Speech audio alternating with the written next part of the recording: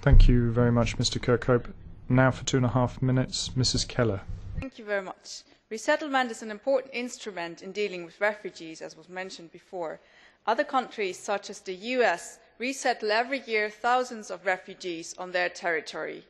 Resettlement is for people who have not reached or have not tried to reach the European Union to apply for asylum here.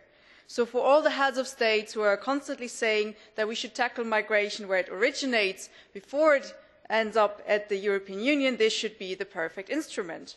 However, instead of the EU, it's countries that are much poorer than any EU member states who take up and to host great numbers of refugees, such as, for instance, Pakistan or Syria.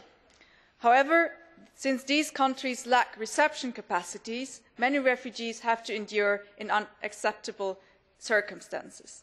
The EU can and should help here. The resettlement of Iraqi refugees to the EU has shown that it works. However, the number of Iraqi refugees accepted was ridiculously small.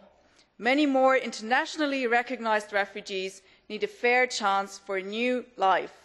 And I find it incredible that the Council and Commission tried to prevent the EP from exercising its rights that were designated for it, that's parliamentary rights, and I don't find it acceptable that if you say that we're delaying the process, it was just us who are trying to implement our normal parliamentary rights. I think it's you, the Council, who are delaying it by the means of not granting us these rights, which is not only our right, but also our duty as elected representatives of the European people.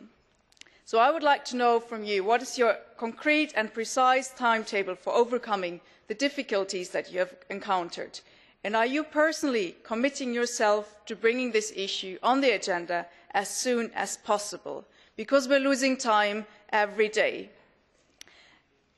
And I have to say, when we look at other instruments that are, for the current situation, would be of a great asset, resettlement could play a role also when we are tackling the situation in North Africa in the long run. But there are also other instruments that we are having in place, but they are not being used. For instance, the Directive on Temporary Protection or the internal distribution of refugees. All instruments we have in place, but they are not used. So that leaves to me the impression that Member States are not willing to protect human rights, that they are timid when it comes to international protection. So I would like to know how you are trying to get into place the common asylum system by 2012, because that seems to be rather late to me. Thank you. Thank you very much, Mrs. Keller. Mr. Borghezio is not here, so Mrs. Segedi for 2 minutes.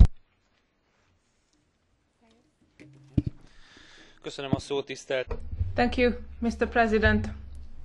Dear members, when we talk about